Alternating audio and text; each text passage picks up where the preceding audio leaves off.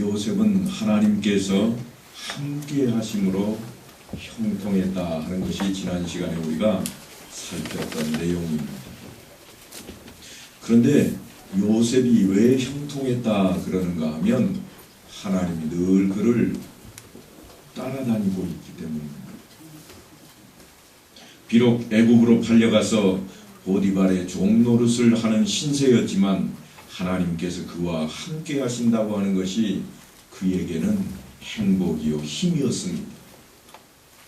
그의 일은 형통했고 보디발의 집에도 복을 안겨다 주었습니다.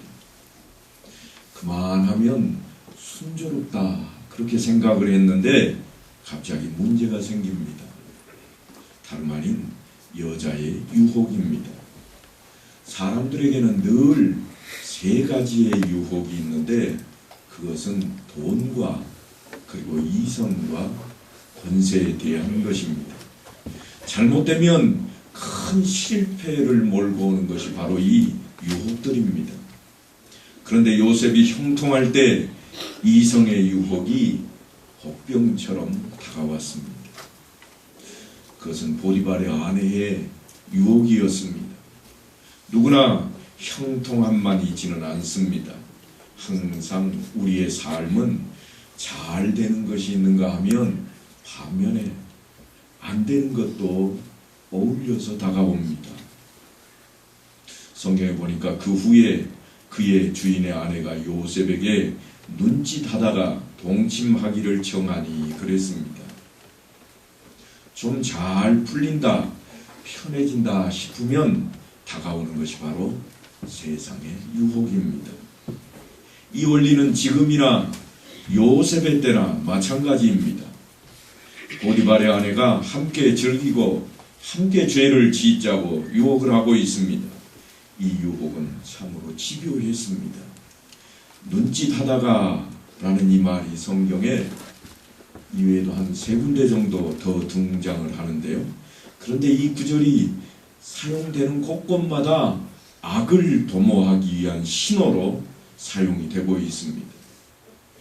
그러니까 보디발의 아내는 요셉과 악을 저지르기 위해서 음흉한 눈빛을 보내고 있는 것입니다. 여인이 날마다 요셉에게 청하였으나 거기서 그치지 않습니다. 그 유혹은 참으로 집요합니다. 그 여인이 그의 옷을 잡고 이르되 나와 동침하자 하는 구절에까지 이르릅니다. 아주 절정에 도달하고 있는 것입니다.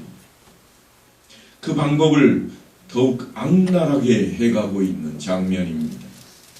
베드로 사도는 그 심각성을 우리에게 이렇게 전합니다. 근신하라 깨어라 너희 대적 마귀가 우는 사자같이 두루다니며 삼킬 자를 찾나니 그랬습니다. 우리는 흔히 생각하기를 굶주린 사자가 쫓아오는 것처럼 우리를 그렇게 유혹할 것으로 생각하지만 사실은 표현이 그럴 뿐이고 유혹은 달콤합니다. 넘어지기 쉽게 찾아옵니다. 끌리게 찾아옵니다. 그냥 무너져 내리도록 만들어 놓는 것이 유혹입니다. 우리를 붙잡고 반드시 넘어뜨리기 위해서 유혹이 찾아오는데 그 유혹은 엄청난 힘으로 무섭게 찾아오는 것이 아니라 가만히 조용히 슬그머니 찾아와서 우리를 넘어뜨려 버립니다. 집요하게 물고 늘어지면 많은 사람들이 넘어진다고 하는 사실을 사단이 잘 알기 때문에 그와 같은 방법을 이용하고 있는 것입니다. 이런 유혹을 요셉만 받았겠습니까? 우리가 잘 아는 대로 아담과 하와가 그 대표급입니다. 그들은 넘어갔습니다. 보암직도 하고 먹음직도 하여 넘어가 버렸습니다. 적극적인 유혹이 아니었어도 다윗은 궁중 지붕 위를 거닐다가 저 건너편 어느 집에서 목욕하는 한 여인을 보고 그냥 넘어가 버렸습니다. 삼손도 똑같은 유혹에 지고 맙니다. 우리가 2주 전에 공과 공부 시간에 배웠습니다만 소래 골짜기에 사는 들릴라라 하는 여인을 사모하고 사랑하다가 삼손은 거기에 넘어가 버립니다. 그 여인이 삼손을 넘어뜨리기 위해서 날마다 졸라댑니다. 날마다 그 말로 그를 재촉하여 조름해 삼손의 마음이 번뇌하여 죽을 지경이라. 물론 3차례나 속여서 힘을 빼앗기지 않았지만 그러나 결국은 넘어가 버리고 말았습니다. 유혹에 넘어가면 멸망과 죽음만이 기다립니다. 시험이라고 하는 것은 싸워서 이겨야 합니다만 유혹은 사실은 거절하거나 도망쳐야 됩니다. 그래서 요셉은 거절도 하고 그러다가 안 되니까 결국은 도망하였습니다. 39장 8절에 보면 요셉이 거절하며 자기 주인의 아내에게 이르되 이와 같이 기록이 되어 있습니다. 요셉은 지금 유혹에 대한 정도의 길을 가고 있는 것입니다. 진정한 그리스도인이라면 우리는 아니라 할 때에 아니라고 과감하게 말할 수 있어야 됩니다. 요셉이 바로 그렇게 지금 하고 있습니다. 두리뭉실하게 유혹에 빗대어 넘어가고 있지를 아니하고 강하게 간결하게 끊고 가고 있습니다. 그러나 그 유혹은 그칠 줄을 모릅니다. 여인이 날마다 요셉에게 청하였으나 요셉이 듣지 아니하여 동침하지 아니할 뿐더러 함께 있지도 아니하니라. 요셉의 실상을 그대로 그려놓고 있습니다. 날마다 다가오자 이번에는 함께 있는 것마저도 피해버립니다. 유혹이 강하면 거절도 강해야 이길 수 있습니다. 함께 하지도 말아야 할 것들이 있다는 이야기입니다. 우리가 성도라면 하나님과 반드시 함께 해야 하지만 함께해서는 안 될 것들이 있음도 알아야 됩니다. 우리가 요셉을 통해서 지금 그 자리를 배우고 있는 것입니다. 그 여인이 그의 옷을 잡고 이르되 나와 동침하자. 그러나 요셉이 그의 옷을 그 여인의 손에 버려두고 밖으로 나가매 마지막 발악하는 그 유혹에 어찌할 수 없어 요셉은 도망을 칩니다. 도망이 최선일 때가 있습니다. 신앙인은 사실은 도망쳐야 할 자리에서는 도망도 쳐야만 합니다. 이토록 집요한 유혹을 물리치는 그 이유가 무엇인지 우리는 한번 살펴보아야만 하겠습니다. 왜 요셉이 지금 이토록 유혹을 물리치고 있을까? 얼핏 생각하면 그는 하나님을 잘 믿는 사람이니까 그렇게 생각할 것입니다만 성경은 그렇게 답변을 하지 아니하고 오히려 인간적인 부분으로 답변을 해놓고 있습니다. 39장 9절에 보니까 이 집에는 나보다 큰 이가 없으며 주인이 아무것도 내게 금하지 아니하였어도 금한 것은 당신뿐이니 당신은 그의 아내임이라. 그런즉 내가 어찌 이 큰 악을 행하여 하나님께 죄를 지으리이까. 요셉은 지금 2마리 토끼를 쫓고 있습니다. 하나는 주인에 대한 신의를 지키는 것이고 또 다른 하나는 하나님 앞에 죄를 범하지 않는 것입니다. 요셉의 이 말은 그가 땅에 있지만 하늘에 속하여 있음을 단적으로 보여주는 대목입니다. 그래서 우리가 이 땅에 사는 동안에 이 땅에도 충실해야 됩니다. 물론 하나님 말씀에 하나님 명령에 순종해야 될 것은 두말 할 나위 없지만 이 땅에 사는 일 가운데에도 우리가 충성을 다해야만 할 것이라고 하는 것입니다. 요셉은 하나님을 생각할 때 죄를 지을 수가 없다고 고백합니다. 땅에 살고 있지만 하늘을 볼 줄 아는 사람, 그리스도인이라면 우리가 그와 같은 자리로 나가야만 합니다. 이것이 바로 그리스도인들이 갖고 있는 꿈이요 이상인 것입니다. 지금은 우리가 여기에 있지만 천국의 평화를 맛보며 살아가는 자리를 만드는 것입니다. 그러니까 땅에서 혹 망신을 당하는 자리에 간다고 할지라도 하늘의 평안을 인해서 즐거워할 수 있는 자리로 가고 있는 모습이 요셉의 모습입니다. 요셉의 유혹에 대한 그 거절은 곧장 무고한 고난으로 이어집니다. 자신이 의도한 대로 되지 않자 보디발의 아내는 요셉을 무고하게 고발하고 있습니다. 그런데 그 고발하는 단수가 상당히 높습니다. 어떻게 그렇게 잘못된 일에는 사람들이 머리가 잘 돌아갈까요?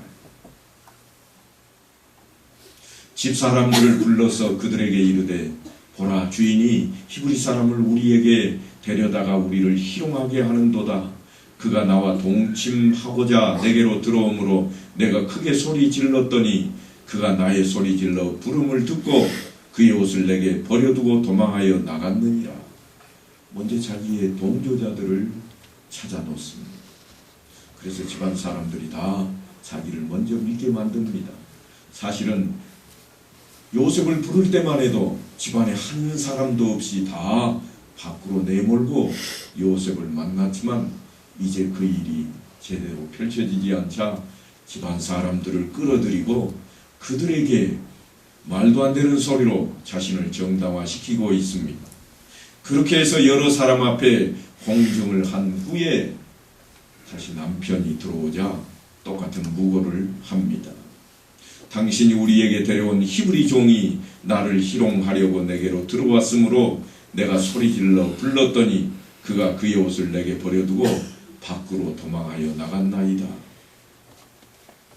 악한 사람들의 특징입니다. 속이는 자들의 특징입니다. 물증이 아닌 물증을 보이면서 자신의 정당성을 표현합니다. 세상적으로 본다면 정당하게 보여질 것입니다. 겉으로 볼 때에는 그녀의 고발은 완벽합니다. 그래서 그녀의 고발은 의도한 대로 되어가고 있습니다. 이에 요셉의 주인이 그를 잡아 옥에 가두니 그 옥은 왕의 제수를 가두는 곳이었더라. 유혹을 피한 대가로 요셉은 무고하게 옥살이를 해야만 했습니다. 그러나 사실은 주인이 죄를 범한 종을 감옥에 가두는 것은 종을 살리기 위한 방편입니다.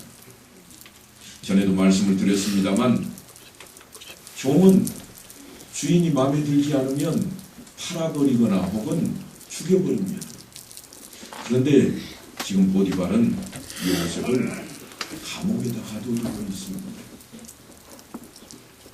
그러니까 이 옥살이는 하나님께서 예비해 놓고 있는 자리입니다. 그는 거기서 바로의 신하들을 만나고 꿈을 해석하는 자라고 하는 명성을 후일 듣게 됩니다.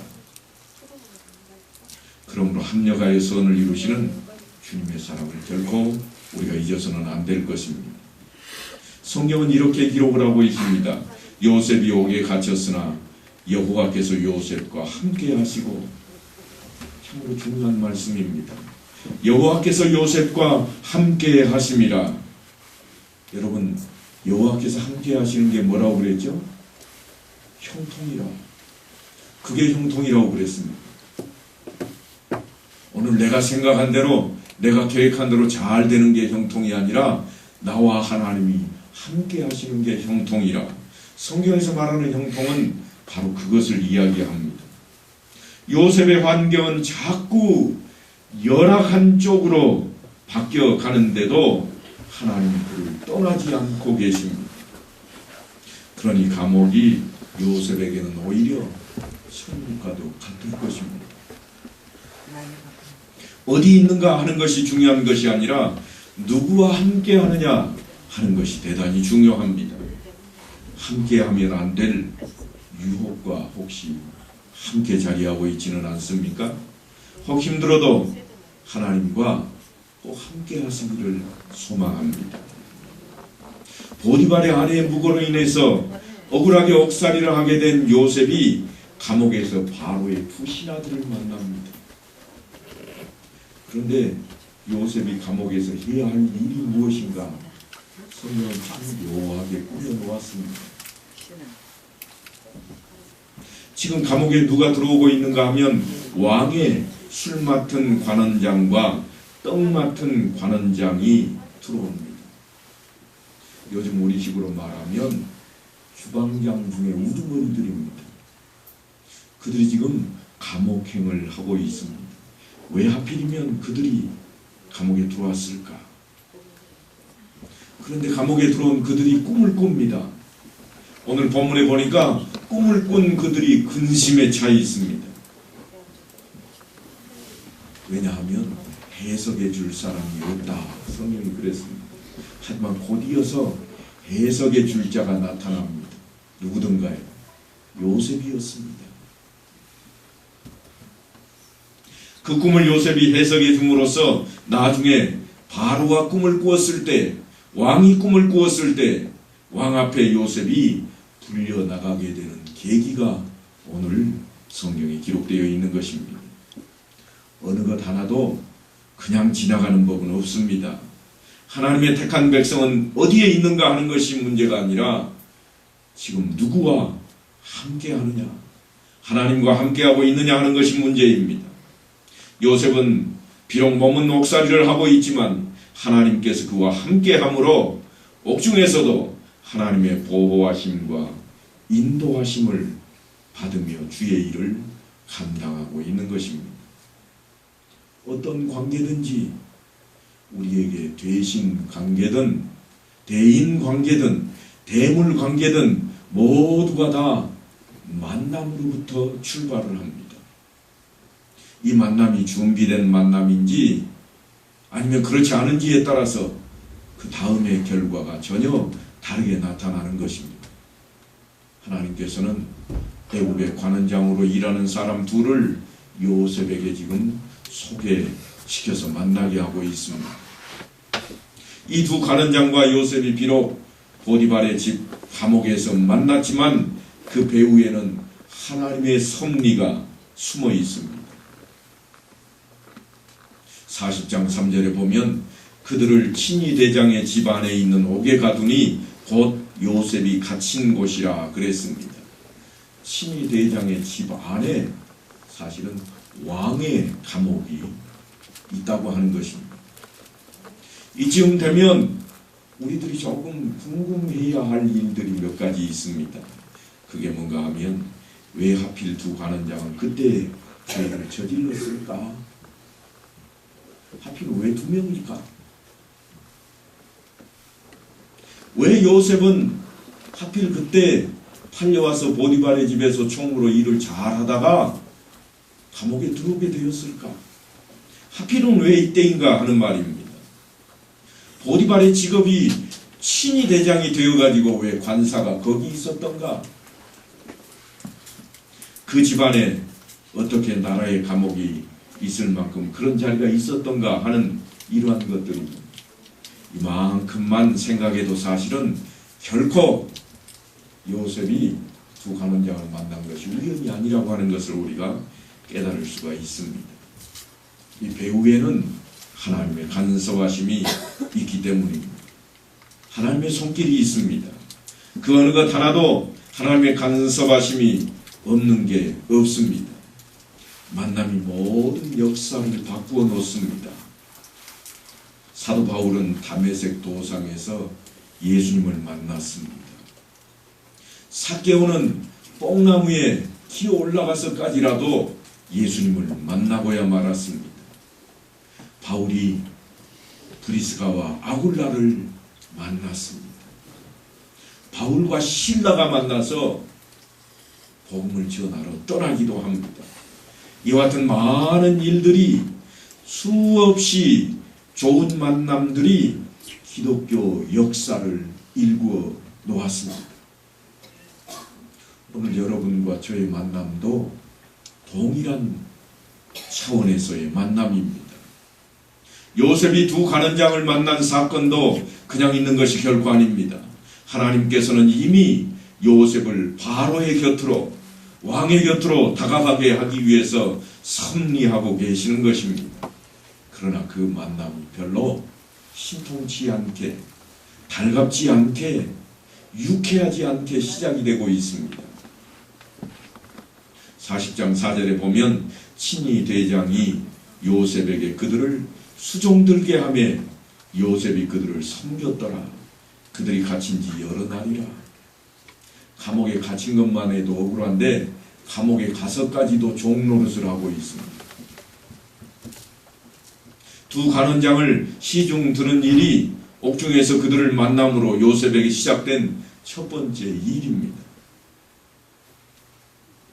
처음은 이렇지만 나중은 이들과의 만남이 얼마나 큰 일을 하게 될 밑거름이 되는지 모릅니다. 우리는 흔히 꿈을 가져야 한다고 말합니다. 그러나 무조건 꿈을 가진다고 해서 다 모든 일이 잘 되는 것은 아닙니다. 술 맡은 관원장과 떡 굽는 관원장 모두 다 꿈을 꾸었습니다. 한 밤에 두 사람이 다 꿈을 꾸었습니다. 꿈을 꾸고서는 근심이 역력합니다. 왜냐하면 이 꿈이 무엇 때문인지를 모르기 때문입니다. 아침에 요셉이 들어가 보니 그들에게 근심의 빛이 있는지라. 사실은 지금 무슨 꿈을 꾸었느냐 하는 것이 문제가 아니라 꿈을 제대로 해석할 줄 모르는 것이 문제가 되어 있습니다. 그런데 그들 앞에 꿈을 해석해 줄 사람이 있었습니다. 그게 바로 요셉입니다. 꿈을 가지고 있지만 해석하지 못하고 근심하는 그들 앞에 그 길을 요셉이 제시합니다. 그래서 오늘 본문에 보면 해석은 하나님께 있지 아니하리니까, 자기가 꿈을 해석해 주는 사람으로 등장을 하고 있지만 해석은 하나님께 있는 것이라. 오늘 본문을 보면 좀 이상합니다. 여러분, 오늘 본문을 어떻게 시작하고 있는지 한번 보십시다. 7절 말씀을 보면 이렇게 시작을 합니다. 요셉이 그 주인의 집에 자기와 함께 갇힌 바로의 신하들에게 묻되. 꿈을 누가 꿨죠? 바로의 신하들이 꿈을 꿨습니다. 그런데 누가 지금 질문을 하고 있는가 하면 요셉이 질문을 하고 있습니다. 꿈을 꾼 사람들이 이 꿈이 뭐냐 그렇게 질문을 하고 있는 것이 아니라 요셉이 꿈꾼 자들을 보면서 질문을 합니다. 요셉이 그 주인의 집에 자기와 함께 갇힌 바로의 신하들에게 묻되 어찌하여 당신들의 얼굴에 근심의 빛이 있나이까? 사랑은 바로 이런 것입니다. 우리는 요셉에게서 이웃의 아픔에 그냥 넘어가지 않고 배려하는 마음을 살필 수 있어야 됩니다. 그저 근심이 가득 찬 얼굴을 하고 있는데도 잘 됐다, 꽃이다 하고 넘어가는 것이 아니라 어찌하여서 근심이 있습니까? 위로하는 말이 필요한 세상에 우리가 살고 있는 것입니다. 예수님께서도 우리가 죄인 되었을 때 요구하지도 않았는데, 아니 요구할 필요를 느끼지도 못하고 있을 때 오셔서 우리의 죄값을 치르기 위해 십자가를 지고 돌아가셨습니다. 그리고 그 과정을 우리에게 말씀하시기를 이웃을 내 몸과 같이 사랑하라 그러십니다.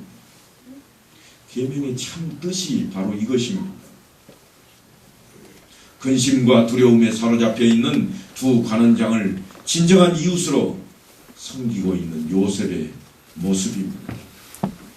이웃의 어려움을 외면하지 않고 위로하고 치유하고 나섭니다. 그는 그들의 꿈에 대해서 해석을 해줍니다. 하나님께로부터 받은 해석을 그들에게 들려주기를 술 맡은 관원장은 전직을 회복할 것이요 떡 맡은 관원장은 목숨을 잃을 것이라. 여러분, 꿈을 해석하는 것도 참 어렵습니다. 쉽지 않습니다. 세상에는 꿈을 해석하는 사람들이 종종 있습니다. 그런데 그들에게 가면 꿈은 항상 길몽입니다. 잘못된 것은 잘못되었다고 이야기하지 않습니다. 혹 잘못된 것이 있으면 이렇게 하면 바꿀 수 있다고 자기들이 처방전을 가지고 있다고 이야기합니다. 그런데 요셉은 그렇게 말하지 않습니다. 왜냐하면 그 뜻이 하나님께 있기 때문입니다. 죽을 수밖에 없다. 그런데 나를 만났으니 당신은 살 것이라 그렇게 하지 않습니다. 해석은 하나님께 있지 아니하니까 하나님의 뜻이라는 겁니다. 이것이 하나님의 일을 맡은 자들에게 있어서 충성의 원리입니다. 분명히 요셉이 일하고 있지만 그는 혼자 일하지 않고 하나님을 앞세우고 있습니다. 그가 믿음의 사람인지 아닌지 바로 이런 면에서 판가름이 나는 것입니다. 오늘날 많은 그리스도인들이 실패하는 이유가 이런 점에 미숙하기 때문일 것입니다. 사람들은 누구나 진짜 일하시는 분은 하나님인데도 모든 일을 다 자기가 한 것으로 치부하기를 좋아합니다. 남들의 칭찬에 너무 민감하게 반응하고 좋아합니다. 그 유혹에서 벗어나지 못하면 아무리 주님의 일을 하고도 상급을 받지 못하는 자리로 갈 수밖에 없을 것입니다. 그러므로 우리는 조심해야 됩니다. 요셉은 꿈을 해석하며 술 맡은 관원장에게 자신을 부탁합니다. 하나님과 함께하는 사람은 부탁하지 않는다. 그렇게 생각하시면 안 됩니다. 세상 사람인데 하나님의 사람이 아닌데도 부탁할 줄도 우리가 알아야 됩니다. 예수 믿는 사람이 어떻게 세상 사람한테 부탁하면 되는가? 아니요. 세상적인 일은 세상 사람들이 우리보다 훨씬 잘합니다. 그래서 부탁할 때도 있어야 된다고 하는 것을 오늘 성경은 보여줍니다. 창세기 40장 14절로 15절을 보면 당신이 잘 되시거든 나를 생각하고 내게 은혜를 베풀어서 내 사정을 바로에게 아뢰어 이 집에서 나를 건져 주소서. 나는 히브리 땅에서 끌려온 자요 여기서도 옥에 갇힐 일은 행하지 아니하였나이다. 우리는 흔히 그럽니다.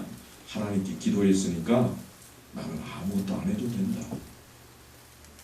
마치 아이들이 학교에 가서 공부는 하나도 하지 않으면서 하나님 내일 있을 시험 100점 맞게 해주십시오. 그리고 기도만 3시간 했다. 너 3시간 했어. 나는 4시간 할 거야. 그리고 기도만 하고 끝내버리는 것과 같다는 이야기입니다. 우리가 해야 할 일도 있습니다. 하나님께서 펼치시는 역사가 있다면 우리는 마땅히 해야 할 일들도 있다고 하는 것입니다. 우리도 그 일을 해결하기 위해 열심을 내어야 합니다. 하나님께서는 그 길을 우리를 통해서 인도해 주실 것입니다.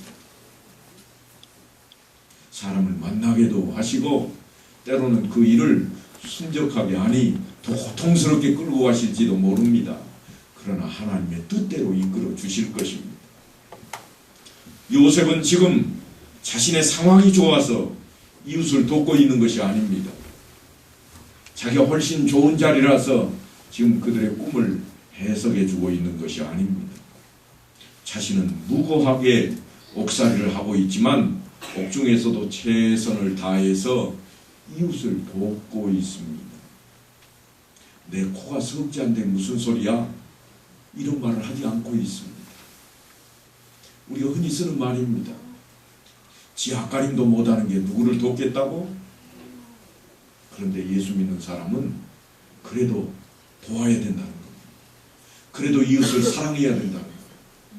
그래도 이웃을 내 몸처럼 사랑해야 하는 것이 예수 믿는 자라고 하는 것을 역력하게 요셉이 지금 보여주고 있습니다. 요셉이 코가 석자입니다. 감옥에 갇혀 있습니다. 너나 나나 할 것 없이 다 죄인 되어서 감옥 안에 창살 안에 갇혀 있습니다. 그러나 그들을 불쌍히 여기고 그들을 돕고 있습니다. 그리고 또한 자신도 도움을 받기 위해 그들에게 요청을 합니다. 인간관계는 도움을 주고 도움을 받는 그러한 상호작용에 의해서 유지가 되는 것입니다. 어떤 사람은 그런 이야기를 하더라고요. 목사님, 목사님은 하나님만 따르고 사시는 분이니까 세상 친구는 하나도 없지요. 그래서 제가 그렇게 답변을 했습니다.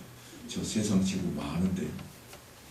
아니, 세상에 나가지도 말라면서 왜 목사님은 세상 친구가 많으세요? 저도 동창도 있고요. 저도 고향에 동네 사람들도 있고요. 만나는 사람 많습니다. 여러분 달리 생각하지 마십시오. 중세시대 이전에 예수 믿는 사람들이 어떻게 했는가 하면 세상과 함께 있으면 물드니까 떠나자. 그래서 산속으로 다 들어갔습니다. 산속으로 들어가서 어떻게 했습니까? 어떤 사람은 더 고난을 당해야 된다고 나무 꼭대기 잘라놓고 그 위에 올라가 앉아서 고통을 감내한 사람들이 있었습니다. 어떤 사람들은 돌로 된 계단을 하루에 수십 번씩 오르락내리락 무릎이 다 헤어지고 피가 흐르도록 고통을 감내하는 사람들도 있었습니다. 과거의 수도원이 그와 같은 모습을 우리에게 역사로 증언을 해줍니다. 그러나 그것이 주님께서 우리에게 바라고 원하셨던 자리인가? 결코 그렇지 않습니다. 주님께서 우리에게 명령하시기를 하나님을 사랑하라. 내 목숨을 바쳐서 내 몸과 마음을 다 바쳐서 하나님을 사랑하라 하는 것이 첫째요. 둘째는 이것이니 내 이웃을 내 몸과 같이 사랑하라 그랬습니다. 어느 정도 사랑할 것인가? 원수까지도 사랑하라고 그랬습니다. 너를 핍박하는 자가 있거든, 내 원수가 있거든 그를 위하여 기도하라. 그게 사랑이라고 가르치셨습니다. 그런데 우리는 늘 그렇게 생각하지 않습니다. 그들과 끊어버리는 것이 오히려 좋다고 생각합니다. 유혹을 끊으라는 것이지 그들을 측은히 여기는 것을 끊으라는 게 아닙니다. 사탄과 끊어지라고 하는 것이지 세상을 발로 차버리라는 이야기가 아닙니다. 사랑하는 성도 여러분, 요셉이 자기를 변명하려고 했다면 수십 차례도 더 변명했을 것입니다. 자기의 주인에게도 변명할 수 있었습니다. 자기의 같은 종들, 이웃들에게도 변명할 수 있었습니다. 그런데 그는 한마디 변명도 하지 않았습니다. 구차한 변명을 하지 않고 지금 이 자리까지 온 것입니다. 그러다가 자신이 도움을 줌으로 진정한 관계가 형성이 되고 이제는 그 꿈을 통해서 좋은 일을 맞이한 사람에게 나중에 잘 되거든 그때 가서 좀 나도 꺼내주시오 하고 부탁을 하고 있는 겁니다. 그 속에 하나님을 향한 굳센 믿음이 있기에 가능한 일입니다. 왜냐하면 하나님께서 그에게 꿈을 주셨기 때문을 알고 있습니다. 꿈을 꾸게 한 것이 하나님이시라 믿는 그가 지금 그 꿈을 해석하면서 하나님의 뜻이라 가르쳐주면서 후일날을 기억해달라고 부탁하고 있습니다. 그런데 참으로 세상은 안타깝습니다. 은혜는 돌에 새기고 원수는 물에 새겨야 한다 그랬는데 그 반대가 되어버리고 말았습니다. 흔히 우리가 쓰는 말로 뒷간 갈 때 생각과 나올 때 생각이 다르다 하는 것처럼 오늘 그와 같은 자리로 요셉이 나아갑니다. 사랑하는 성도 여러분, 이것을 보면서 우리는 혹 내가 하나님의 사랑에 그렇게 보답하고 있지는 않는지 살펴봐야 됩니다. 그저 매달릴 때는 하나님 목숨만 살려주면 하고 매달리다가도 조금 살만해지니까 이제는 다 잊어버리고 있지는 않습니까? 하나님 이것만 어떻게 해결만 해주시면 하고 외치고 붙들고 매달리다가 해결받고 지금까지 잊어버리고 살고 있지는 않습니까? 여러분, 주님이 지셨던 그 십자가를 잊어서는 안 됩니다. 사랑하는 성도 여러분, 오늘 보디발 집안에 있던 옥중에서 요셉은 중요한 만남을 갖게 되었습니다. 요셉의 인생사의 한 마당입니다. 우리는 어떤 사람들을 만납니까? 사람의 만남은 대단히 중요합니다. 물론 어떤 만남은 좋지 않은 결과로 끌고 가기도 하지만 하나님께서는 그 만남을 통해서 우리를 역사하시고 이끌어 가시기 때문입니다. 그 만남들이 하나님께서 예비하신 자리라는 것을 결코 잊지 마시기 바랍니다. 학교에서 옆자리에 앉는 친구, 점심시간에 혹 길 가다가 식당에 들어가서 같이 앉아 식사했던 사람, 하나도 거저 스쳐 지나가는 것은 없습니다. 오늘 예배드리러 온 중에 옆자리에 앉은 사람까지도 그냥 스쳐 지나갈 자리는 결코 아닙니다. 하나님께서 우리를 통해 무엇인가 기억나게 만드시고 무엇인가 생각나게 만드시고 다짐하게 만드실 일을 위해 준비해 놓으신 자리인 것입니다. 주님의 뜻을 따라 매사를 해석해 나가는 자가 되어야 됩니다. 오늘 요셉은 꿈을 해석하면서도 그 꿈이, 그 해석이 하나님께 있다고 고백을 합니다. 다른 사람이라면 틀림없이 내가 가르쳐 줄게, 그거 이러이러해 그랬을 것입니다만 요셉은 그렇게 하지 않았습니다.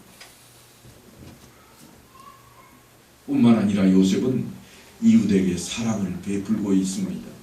내 이웃을 내 몸과 같이 사랑하라는 말씀을 진정으로 지키고 있는 자리입니다. 그 모든 것에 더하여 하나님 안에서 모든 일을 행해야만 합니다. 여러분, 앞날에 준비된 영광의 열매가 그러할 때에 기다리게 될 것입니다. 사랑하는 성도 여러분, 우리 인생의 한마당은 어떤 모습입니까? 이웃을 사랑하는 자리로 나아가고자 결심하는 자리입니까? 내 코가 석자라고 내 앞가림도 못하는 주제에 뭘 하느냐고 그래서 놓아버리고 있지는 않습니까? 내가 돌아봐야 할 이웃들이 내 주변에 항상 있습니다. 나보다 더 어렵고 나보다 더 힘겨운 사람들이 우리 주변에는 늘상 있습니다. 그런데 우리가 조심해야 될 게 있습니다. 뭔가 하면 내가 내뱉는 말 한마디가 어떤 사람에게는 칼뿌리가 되어서 가슴에 후협하는 자리로 들어갑니다. 그러나 내 말 한마디가 어떤 사람에게는 포근한 가슴이 되어서 안아주고 풀어주고 감싸주는 말도 될 것입니다. 그래서 우리의 입안에 있는 혀, 새치의 혀가 때로는 악독이 되기도 하고 때로는 사랑이 되기도 하는 것입니다. 사랑하는 성도 여러분, 이웃을 사랑하는 자리가 내 혀로부터 시작된다는 것을 잊지 마시기 바랍니다. 혹이라도 가벼이 여겨서 상처가 될 만한 말은 좀 숨기시고 삼키셔서 좀 위로가 되고 따뜻한 정을 담을 수 있는 말로 바꾸어서 하시는 게 좋겠습니다. 그게 예수 믿는 자들이 나아갈 길입니다. 이제 이 한날도 하나님께서 여러분의 인생사 한마당을 통해서 함께 하시고 간섭하셔서 여러분이 이웃을 사랑하는 자리로 나아가는, 그래서 하나님께서 바로 원하는 하나님의 귀한 백성들이 다 되시기를 간절히 축원합니다.